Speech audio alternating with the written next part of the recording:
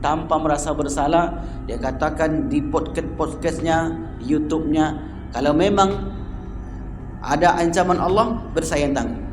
Dan ada podcast dari siapa namanya, Ade Armando. Siapa namanya perempuan tu? Itulah namanya, saya tak tahu namanya. Ini kata dia, tak ada gunanya menghafal Quran. Al-Quran tidak bisa menahan bencana, dan bahkan Al-Quran dapat mendatangkan bencana. Jadi bagi dia tak ada manfaatnya sama sekali. Al-Quran itu sama dengan yang lain, bacaan-bacaannya yang lain. Al-Quran itu tak lebih daripada bacaan-bacaan biasa. Ini orang-orang semacam ini sama saja merendahkan kitab suci Al-Quran, dan sama saja merendahkan Allah, menantang Allah Subhanahu wa taala. Bismillahirrahmanirrahim. Assalamualaikum warahmatullahi wabarakatuh. Alhamdulillahi rabbil alamin. Anzalal qur'ana hudan linnasi wa bayyinatin minal huda wal furqan. Ashhadu an la ilaha illallah wahdahu la syarikalah, wa ashhadu anna Muhammadan abduhu wa rasuluhu la nabiyya ba'dah. Allahumma salli ala sayyidina Muhammad wa ala ali sayyidina Muhammad. Kaum muslimin, Bapak Ibu hadirin hadirat yang dimuliakan Allah, sebelum kita melanjut kajian, terlebih dahulu kita berdoa kepada Allah untuk mendapatkan keberkahan bagi hidup kita dan kelampangan bagi orang-orang yang telah mendahului kita. A'udzubillahi minasyaitonirrajim. Bismillahirrahmanirrahim. Alhamdulillahirabbil alamin. Assalatu wassalamu ala asyrafil anbiya'i wal mursalin wa ala alihi wa ashabihi rasulillahi ajmain. Allahumma ighfir lana dzunubana wa liwalidayna warhamhum kama rabbawna shighara wa li jami'il mu'minina wal mu'minat wal muslimina wal muslimat al ahya'i minhum wal amwat birahmatika ya arhamar rahimin. Allahumma anzil sakinata wal barakata wal afiyata wasihata ala hazihil jama'ati masjid Nurul Huda ya arhamar rahimin. Allahumma ighfir lahum warhamhum wa'afihim wa'fu anhum wa akrim nuzulahum wa wasi' madkhalahum waj'al jannata maswahum. Allahumma ja'al qabrahum rawdatan min riyadil jinan wa la taj'al qabrahum hufratan min hufarin niran. Rabbana atina fid dunya hasanah wa fil akhirati hasanah wa qina adzabannar. Alhamdulillahi rabbil alamin. Kaum muslimin, Bapak Ibu hadirin hadirat yang dimuliakan Allah, sebagaimana biasa di bulan suci Ramadan, edisi yang kita sampaikan yaitu edisi khusus tentang kisah-kisah di dalam Al-Quran. Kisah-kisah yang kita ceritakan yaitu kisah-kisah yang jarang sekali kita dengar, atau mungkin kita menyebutnya kisah yang tidak populer. Populer bagi kita karena memang tidak banyak yang membahas kisah-kisah tersebut. Biasanya para ustadz, para kiai kita membahas tentang kisah 25 Nabi dan Rasul, Ashabul Kahfi, Nabi Khidir dan lain sebagainya. Di pertemuan yang lalu kita membahas tentang kisah Al-Walid ibni Mughirah yang tersesat oleh temannya sendiri. Padahal Al-Walid telah mengakui kebenaran Al-Quran. Disebabkan magnet kesesatan temannya Abu Jahal, akhirnya Al-Walid ibni Mughirah ikut tersesat. Hikmahnya adalah mesti pandai kita mencari sahabat dalam hidup ini. Pada pagi ini kita akan bercerita tentang orang-orang yang melanggar di hari Sabtu. Pernah dengar kisahnya? Kalau pernah berarti tidak cerita lagi saya. Orang-orang yang melanggar di hari Sabtu. Kenapa hari Sabtu? Kenapa tidak hari Jumat dan hari Ahad? Bapak Ibu yang dimuliakan Allah Subhanahu wa taala, secara umum Umat manusia terbagi kepada tiga. Ada umat Yahudi, ada umat Nasrani atau Masihi, ada umat Islam. Umat Yahudi disyariatkan oleh Allah Subhanahu wa taala kepada Nabi Musa alaihi salam untuk memilih hari Jumat sebagai hari besar mereka. Tetapi orang-orang Yahudi tidak mau. Mereka tidak mau memilih hari Jumat. Mengapa? Alasannya hari Jumat hari kerja. Siapa yang bekerja?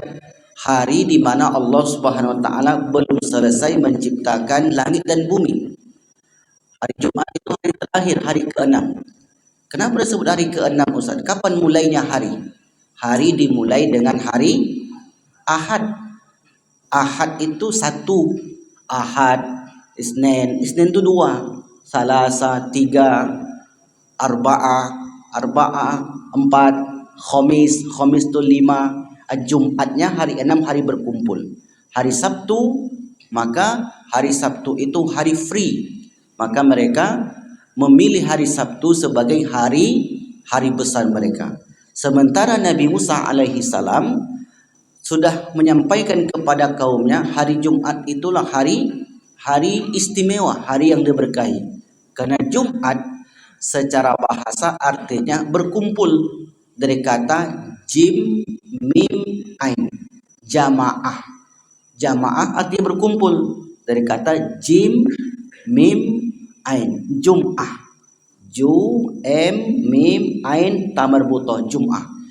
Jadi ketika ditetapkan oleh Allah melalui lisan Nabi Musa alaihissalam hari Jumat sebagai hari istimewa mereka, nah orang-orang Yahudi ini enggan untuk memilih. Alasannya apa? Karena penciptaan langit dan bumi belum tuntas. Sementara di hari Sabtu sudah selesai. Nah, oleh karena itu Bapak Ibu yang dimuliakan Allah, mereka pilihlah hari Sabtu itu sebagai hari istimewa mereka. Hari beribadah, hari di mana tidak boleh melakukan aktivitas kecuali ibadah saja. Dan mereka sudah sepakat, sudah bertekad untuk tetap memilih hari Sabtu sebagai hari raya mereka. Tapi kemudian orang Yahudi memang begitu Bapak Ibu. Setelah mereka buat kesepakatan, mereka sendiri yang melanggar. Hari ini pun kita melihat setelah mereka melakukan gencatan senjata, mereka sendiri yang melakukan agresi militer di Gaza. Kita tengok hari ini di Gaza sudah terjadi gencatan senjata. Tetapi dalam waktu bersamaan militer-militernya Netanyahu itu tetap dikirim ke beberapa daerah di kawasan Gaza, seperti Jenin misalnya. Setiap hari masih ada orang yang meninggal, 13, 20, 30. Tetapi waktu bersamaan mereka sudah mengadakan gencatan senjata. Nah, begitulah orang-orang Yahudi. Sampai kapan sifat ini mereka miliki? Sampai datang hari kiamat. Jadi memang sudah menjadi karakter mereka. Jangankan kesepakatan dengan manusia, kesepakatan dengan Allah saja mereka langgar. Maka kisah tentang pelanggaran-pelanggaran di hari Sabtu itu terdapat dalam banyak ayat. Misalnya ayat yang pertama atau surat yang pertama, Quran surat Al-Baqarah. Surat yang kedua, ayat yang ke-65. Itu satu. Karena ayatnya terpisah-pisah.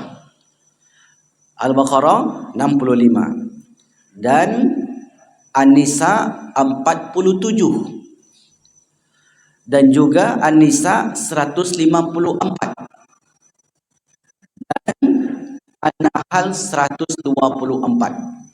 Al-Baqarah 65, An-Nisa 67 dan 154, An-Nahl 124, dan kisah yang paling lengkap tercantum di Quran Al-A'raf 163, 164, 165, 166. Jadi di situ cerita lengkapnya. Sementara ayat-ayat yang tadi Allah ceritakan tidak lengkap, terpisah.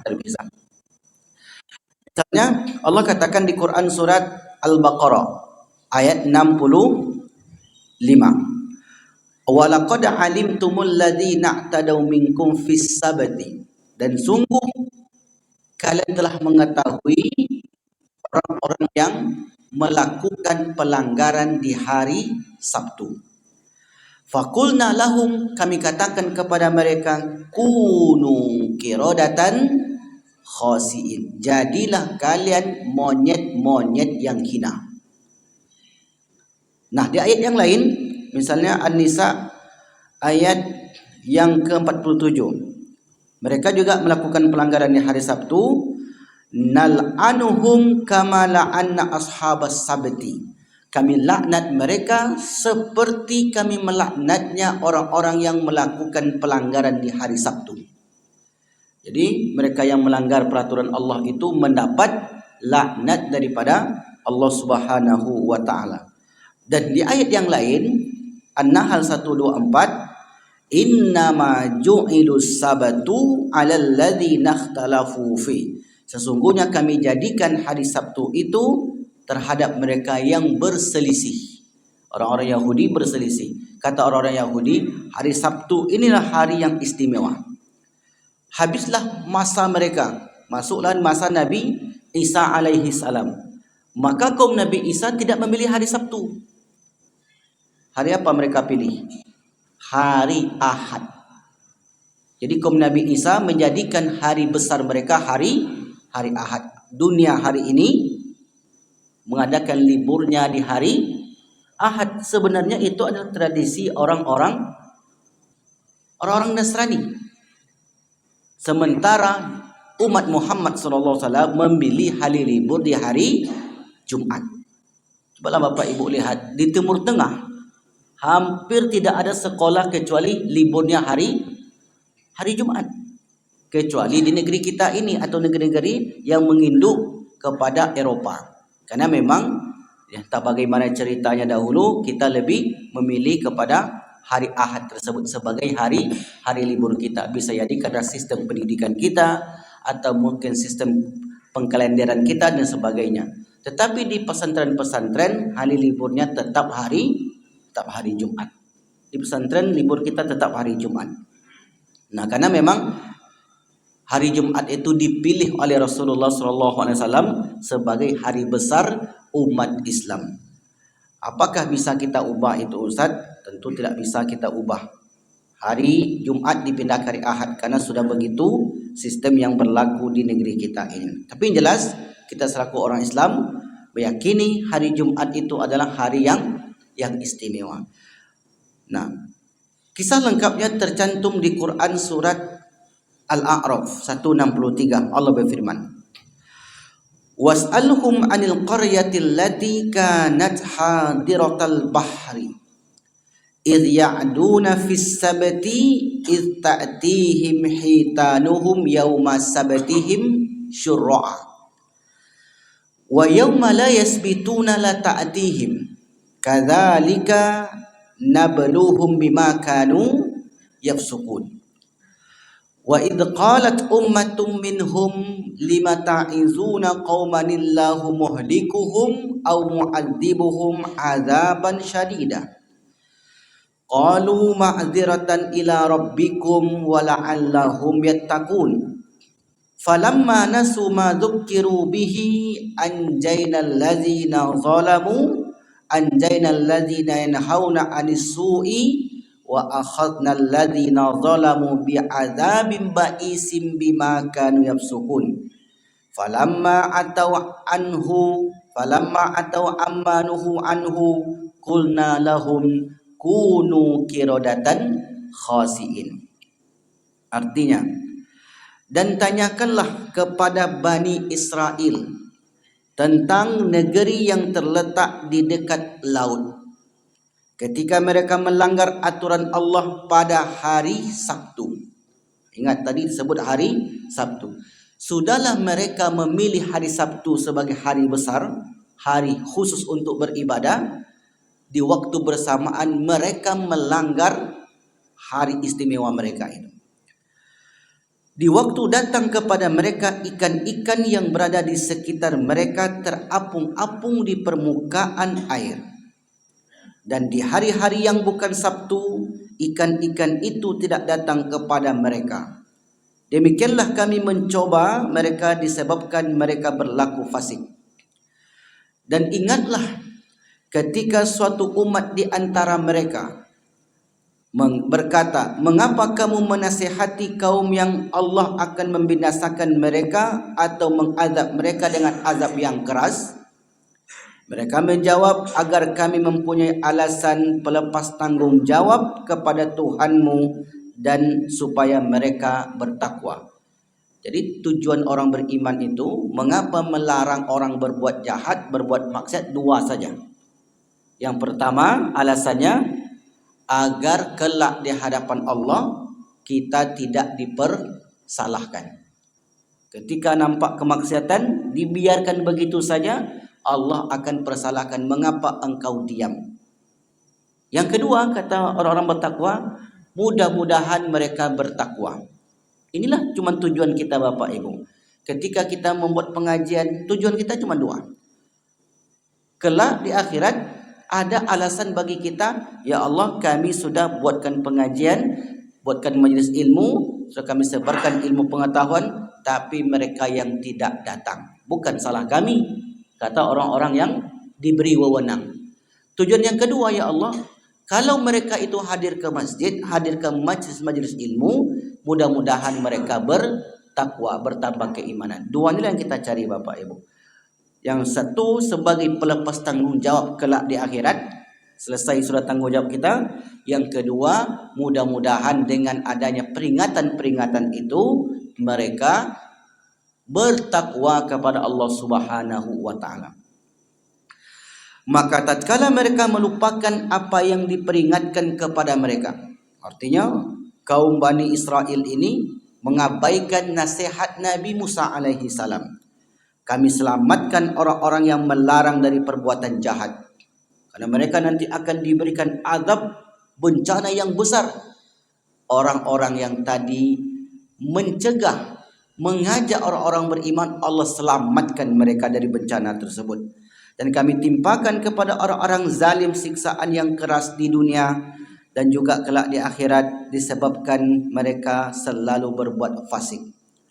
Maka tatkala mereka bersikap sombong terhadap apa yang dilarang, mereka mengerjakannya, kami katakan kepadanya, jadilah kamu kera-kera yang hina. Satu kampung itu menjadi monyet. Asli, kisah ini kisah nyata yang terjadi di zaman Nabi Musa alaihi salam. Jadi tidak ada satupun kisah dalam Al-Quran itu kisah yang bersifat khurafat atau fiksi. Betul-betul terjadi di masa dahulu. Dan kisah itu menjadi pelajaran bagi orang-orang yang datang di kemudian hari. Baik Bapak Ibu yang dimuliakan Allah Subhanahu wa taala. Di mana kejadian kisah ini? Di mana terjadi? Zamannya tadi sudah kita sebutkan, zaman Nabi Musa alaihi salam. Letak desa itu di mana? Apakah letaknya di geografis Indonesia? Sama sekali tidak. Karena Indonesia tidak masuk, Asia tidak masuk. Kisah ini terjadi di sebuah daerah namanya Elia. Kampung atau negeri Elia. Negeri Elia ini negeri yang terletak antara Madian dan Tursina, Palestina. Jadi di tengah-tengah itu ada satu kampung namanya Elia.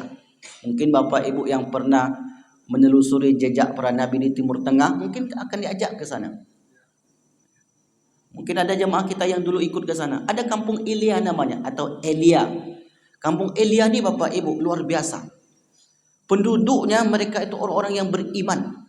Sebelum mereka itu melakukan pelanggaran. Mereka mengikuti arahan Nabi Musa alaihi salam. Mereka beriman kepada kitab Taurat yang diturunkan kepada mereka.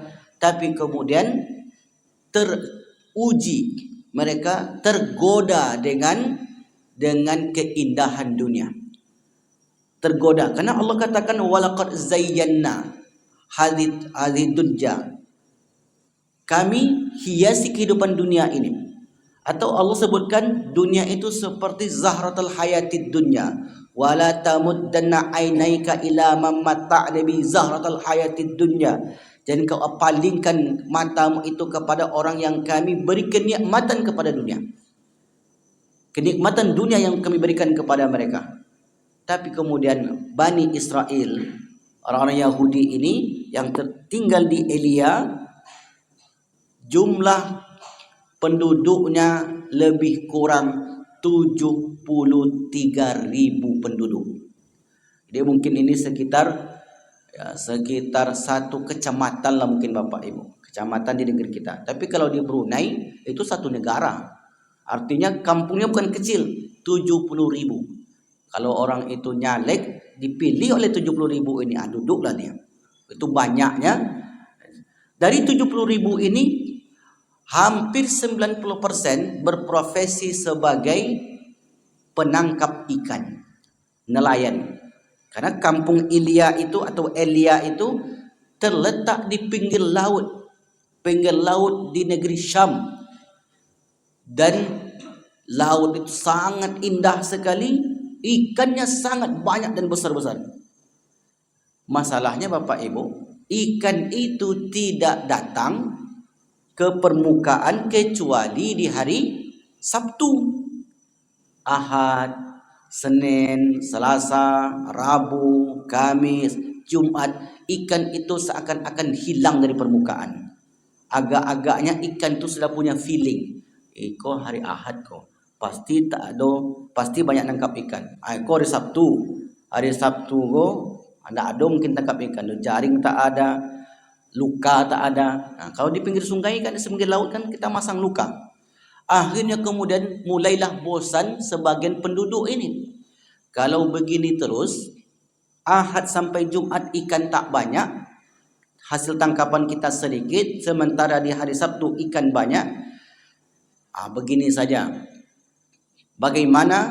Ini mereka bermusyawarah nih, beberapa orang di antara mereka. Bagaimana kalau jaring ataupun luka kita pasang di hari Jumat sore, kita ambil di Ahad pagi.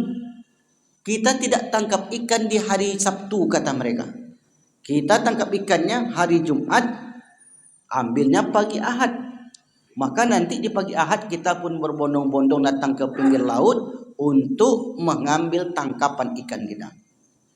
Ini namanya Bapak Ibu khilah, membuat tipu-tipu terhadap Allah Subhanahu wa taala. Mengapa? Karena tangkapan ikan itu tetap tangkapan di hari Sabtu. Yang dilarang itu ikan yang dapat di hari Sabtu. Bukankah mereka meletakkan jaring lukanya di hari Jumat, Ustaz? Iya. Tetapi ikan yang masuk dalam luka itu tetap ikan di hari Sabtu. Itu namanya khilah, membuat tipu-tipu dengan Allah Subhanahu wa taala. Nah, kata para ulama, umat Muhammad juga ada yang buat tipu-tipu semacam ini. Apa contohnya? Kambingnya sudah mencapai 40 ekor. Wajib zakat hewan ternak. Karena dia tak mau berzakat, akhirnya 364 hari, 2 hari menjelang 1 tahun penuh, disembelihlah kambing itu 1 ekor. Cukup enggak zakatnya?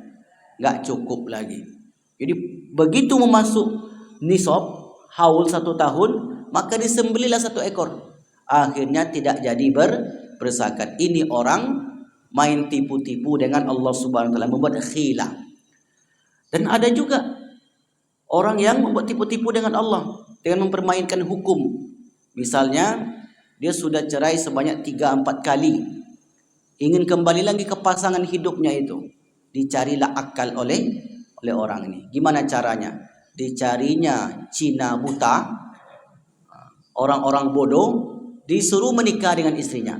Kau nikah dengan istri aku ya, tapi jangan pegang-pegang, sahkan saja. Ini namanya khilah, membuat-buat. Maka yang semacam ini kata para ulama tidak boleh. Bukan Allah tak tahu, Allah tahu saja. Tapi manusia bisa mengakal-ngakalin, tetap bisa Bapak Ibu. Maka yang semacam ini tidak boleh dilakukan. Tetapi kaum Nabi Musa alaihi salam melakukan tipu-tipu terhadap Allah Subhanahu wa taala. Karena satu kali orang itu membuat kesalahan akan terbiasa membuat kesalahan berikutnya. Akan terus melakukan kesalahan berikutnya. Ternyata benar. Setelah mereka berbulan-bulan memasang jaring di hari Jumat sore, mengambilnya di Ahad pagi, datanglah rasa bosan. Kalau tangkapan ikan kita menunggu 3 hari, maka terlalu lama. Bagaimana kalau langsung saja di hari Sabtu? Yang satu orang di antara mereka ini, Bapak Ibu, menantang hukum Allah. Kalau memang nanti ada azab Allah, saya yang tanggung. Begitulah mereka. Betul-betul ditantangnya Allah. Kalau memang ada ancaman, malapetaka, bencana, saya yang tanggung. Hari ini pun ada orang yang ngomong begitu, Bapak Ibu. Tanpa merasa bersalah, dia katakan di podcast-nya, di YouTube-nya, kalau memang ada ancaman Allah, saya yang tanggung. Dan ada podcast dari siapa namanya? Ade Armando. Siapa namanya perempuan tu? Itulah namanya. Saya tak tahu namanya. Ini kata dia, tak ada gunanya menghafal Quran. Al-Quran tidak bisa menahan bencana. Dan bahkan Al-Quran dapat mendatangkan bencana. Jadi bagi dia tak ada manfaatnya sama sekali. Al-Quran itu sama dengan yang lain, bacaan-bacaannya yang lain. Al-Quran itu tak lebih daripada bacaan-bacaan biasa. Ini orang-orang semacam ini sama saja merendahkan kitab suci Al-Quran. Dan sama saja merendahkan Allah, menantang Allah Subhanahu wa taala. Modelnya berbeda. Kalau orang dahulu secara terang-terangan tidak ada azab Allah. Kalau memang ada azab, saya yang akan tanggung. Iya pula Bapak Ibu, dilakukanlah oleh orang ini. Seminggu dia tangkap ikan seterang-terangan di hari Sabtu, 2 minggu, sebulan, 2 bulan, berbulan-bulan lamanya, hukuman Allah tak kunjung datang. Jadi sesuai pula apa yang diucapkan dengan kenyataan yang ada. Kata dia, tak ada itu azab-azab Allah, tak ada hukum-hukum bencana. Hukum bencana itu ya wajar, ya bencana itu sendiri. Terjadinya gunung meletus sudah memang takdirnya begitu. Terjadinya banjir bandang sudah memang kodratnya begitu. Tidak ada yang mengatur alam semesta ini. Karena bumi itu begini keadaannya, karena cuaca begini keadaan. Dia lupa di balik itu semua ada satu zat yang mengendalikan seluruh alam semesta ini. Memang tak nampak, tak bisa dilihat. Itu bisa diyakini dengan keimanan yang kuat. Dan orang ini Bapak Ibu ternyata tidak mendapatkan hukuman dari apa yang dia lakukan itu. Masalahnya bukan dia sendiri yang melakukan, dibawalah kawan-kawannya tadi. Maka setiap hari Sabtu mereka pun berbondong-bondong datang ke pinggir sungai, pinggir laut untuk melakukan penangkapan ikan. Dan mereka sudah lupa dengan aturan yang sudah Allah tetapkan kepada mereka, dan aturan itu yang mereka inginkan sendiri, bukan kehendak Allah tapi kehendak mereka. Akhirnya kemudian Bapak Ibu, manusia terpecah kepada 3 kelompok. Kondisi masyarakat yang seperti itu, masyarakat terbagi kepada 3 kelompok. Kelompok yang pertama, kelompok yang melakukan pelanggaran di hari Sabtu secara terang-terangan, dan ini jumlahnya mayoritas. Yang kedua, kelompok orang-orang beriman, jumlahnya sedikit. Orang beriman ini mulai risau. Kalau mau di kota negeri awak, takkan mungkin Allah biarkan nanti bencana itu tidak turun di sini. Lambat laun pasti akan ada bencana. Karena Allah katakan, kami tidak mengutus satu utusan pun kepada satu kaum kecuali setelahnya kami akan turunkan azab. Wa ma kunna mu'adzibina hatta naba'atha rasulah. Kami tak akan turunkan bencana kepada satu kaum kecuali setelah kami utus kepada mereka para rasul-rasul kami, pemberi peringatan. Kalau zaman dulu nabi dan rasul, kalau zaman sekarang al ulama warasatul anbiya. Para ulama adalah pewarisnya para nabi. Akhirnya kelompok yang kedua ini Bapak Ibu mulai risau. Kalau itu ada pada diri kita, berarti termasuk orang-orang yang beriman, sama seperti keimanan zaman dahulu. Di tetangga kita atau mungkin di RT RW kita ada orang yang berbuat mesum, ada orang laki-laki perempuan tak jelas di mana datangnya, tak nikah suami istri tidak. Bapak Ibu berhak, kita sebagai warga negara ataupun sebagai tangga itu berhak untuk menanyakan itu. Karena ketika bencana itu Allah turunkan nanti, yang kena bukan dia seorang. Karena diumpamakan oleh para ulama, satu negeri itu seperti sebuah kapal. Kalau kapal itu satu orang yang melobangi, satu orang yang merusak, maka satu kapal itu akan ikut tenggelam. Kalau ada satu buah itu yang busuk, maka jangan sampai buah-buah yang lain akan ikut busuk. Nah, kelompok yang kedua orang-orang beriman ini mulai risau. Kalau ini dibiarkan, tak ada cerita, pasti akan turun bencana. Mulailah mereka mendakwahi orang-orang yang melakukan pelanggaran tadi. Masalahnya jumlahnya sedikit, tidak bergeming menghadapi jumlah yang banyak. Yang mengaji berapa masyarakat kita Riau ini? Ada 5%. Itulah paling banyak, Pak. Nampak banyak di pagi ini karena jemaahnya di sana dari masjid itu 10 orang, masjid ini 10 orang.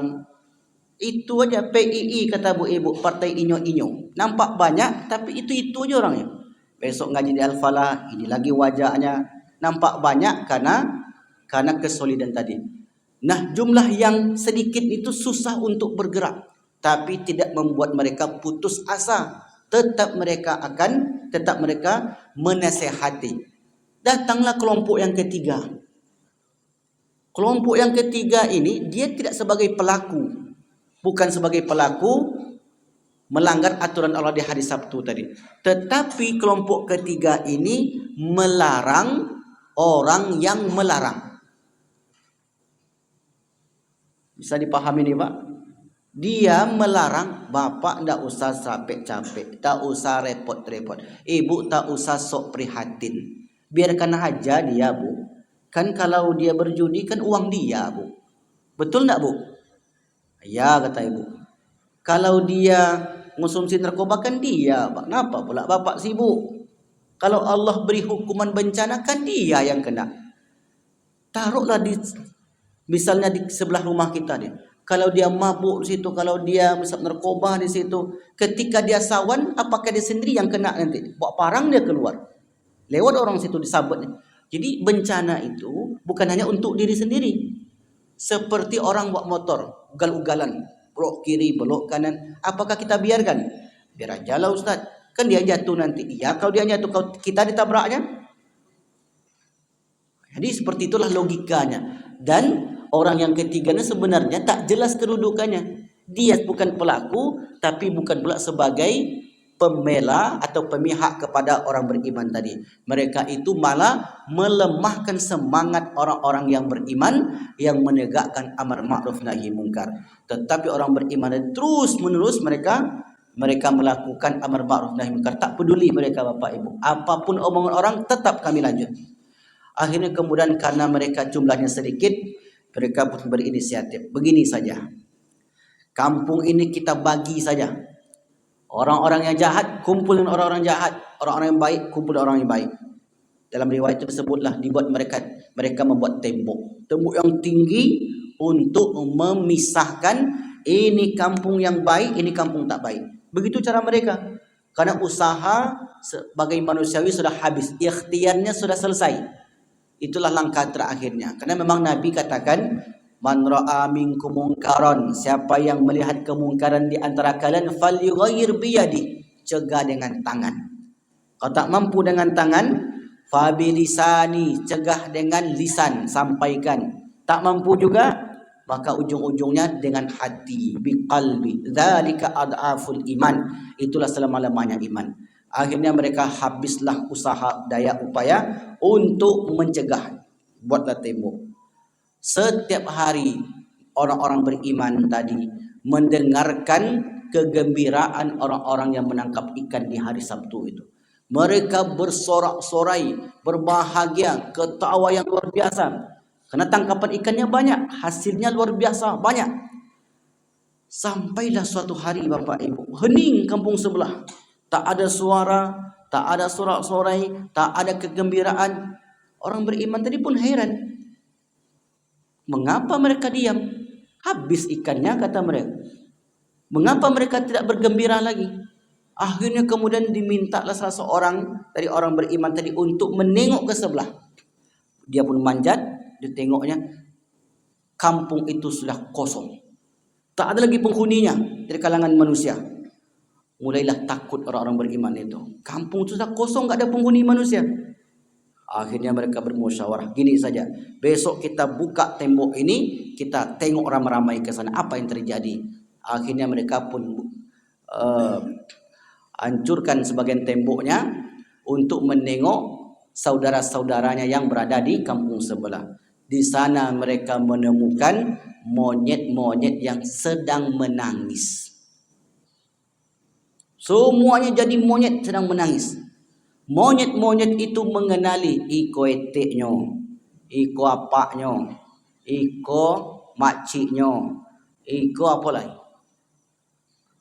Udanyo, iko abangnya, iko kawannya. Dia kenali semua Bapak Ibu. Tetapi orang-orang beriman tadi tidak mengenali monyet-monyet ini. Datanglah rasa takut orang beriman. Akhirnya mereka pun tinggalkan kampung sebelah itu dan kembali ke tempat mereka.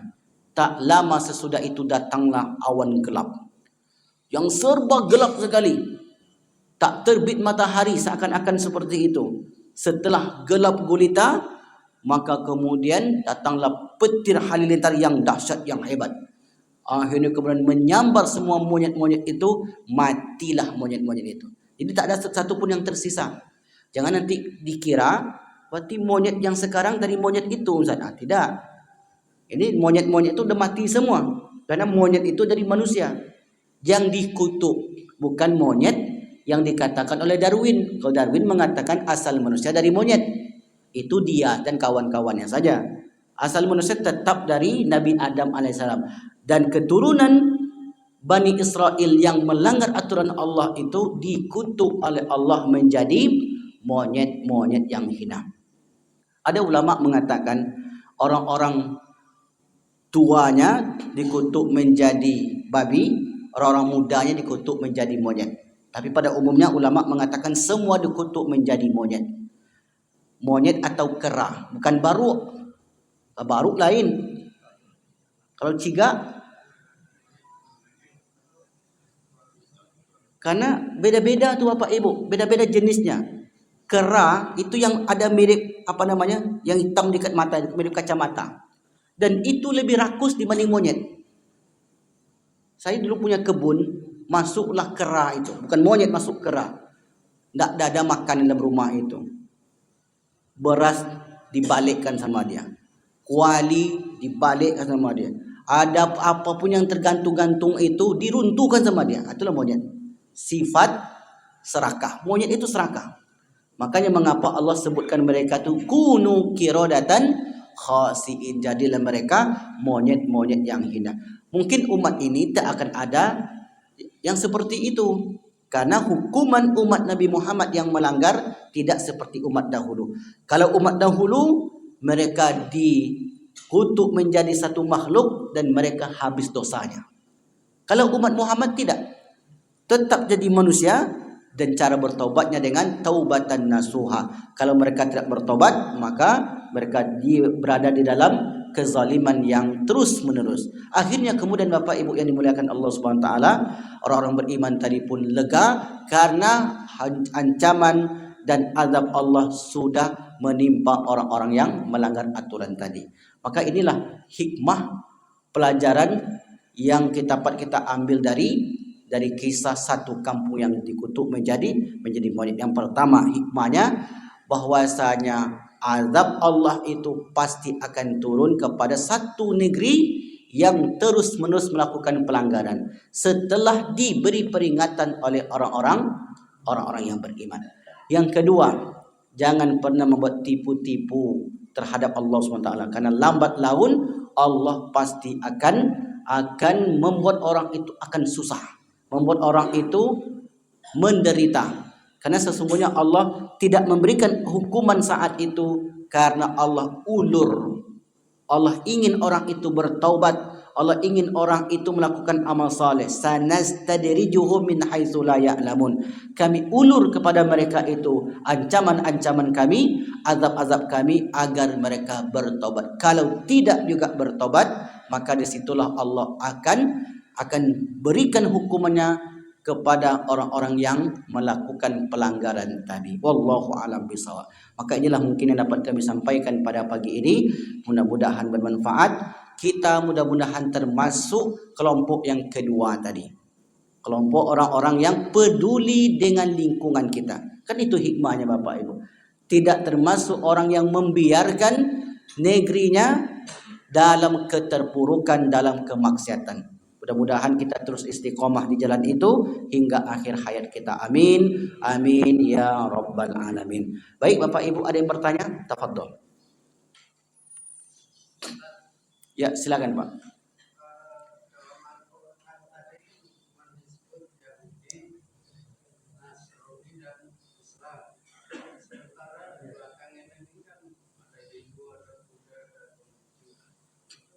Baik. Baik. Yang disebut yang 3 di Al-Quran itu yang memiliki hari besar. Hari besar, Jumat, Sabtu, Ahad. Ada lagi yang disebut di Al-Quran itu kaum Sabi'in, penyembah bintang, ada. Tapi tidak disebut agama-agama yang sekarang. Misalnya yang seperti Bapak sebutkan tadi, ada nama-nama agama itu tak disebutkan di Al-Quran. Makanya para ulama membagi agama itu kepada 2. Satu namanya ad-dinus sama, agama langit. Agama langit itu maksudnya agama yang diceritakan dari zaman dahulu. Yang kedua, agama bumi. Agama bumi itu itulah seperti agama yang muncul sekarang ini. Kenapa disebut agama bumi? Karena itu hasil ide pemikiran manusia. Bukan dari kitab suci. Kalau agama Masihi, Nasrani itu ada di Al-Quran, sebutkan turun dari langit. Kalau agama Buddha enggak ada disebutkan di Al-Quran, bukan turun dari langit. Maka para ulama memisahkan agama-agama itu, satu namanya agama samawi dari langit, yang satu namanya agama bumi. Itu agama bumi ini banyak, kayak Ahmadiyah yang mengaku juga sebagai agama yang baru. Kemudian ada Al-Bahaiyah, kelompok-kelompok lain sebagainya. Nah itu untuk memisahkannya. Begitu Pak. Baik. Ada lagi? Baik. Kalau tidak ada maka kita tutup pengajian ini dengan doa kafaratul majlis. Subhanakallahumma bihamdika asyhadu an la ilaha illa anta astaghfiruka wa atubu ilaik. Wa lakum minkum wassalamu alaikum warahmatullahi wabarakatuh.